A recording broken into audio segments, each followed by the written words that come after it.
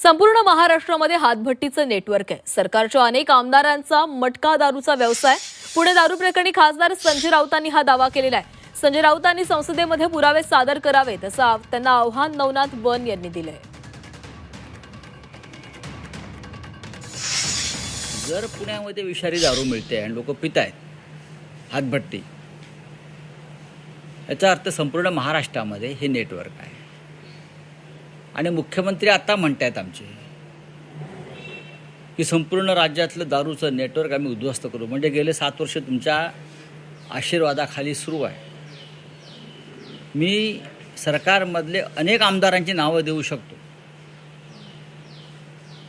ज्यांचं ह्या व्यवसायाला मटका दारू, जा नांदेड हिंगोलीत जाऊन बघा आमदार काय करतायत ते। हे राज्याच्या मुख्यमंत्र्यांना माहिती आहे। तुम्ही दारू विक्रेत्यांना अटक केली आहे, पण त्यांचे जे पोशिंदे आहेत, जे विधिमंडळात बसलेले आहेत, त्यांना हात लावा ना। मुख्यमंत्री काल काय म्हणाले? कोणालाही सोडू नका, कुणालाही सोडू नका। अशी दुर्घटना घडली काय त्यांचं एक बोधवाक्य आहे, कुणालाही सोडू नका। खरं म्हणजे त्यांनी आपल्या खुर्चीच्या मागे ते सत्यमेव जयतेच्या खाली लिहायला पाहिजे, कुणालाही सोडू नका। संजय राऊत हे जबाबदार पदावर आहेत, एका पक्षाचे एका गटाचे खासदार आहेत।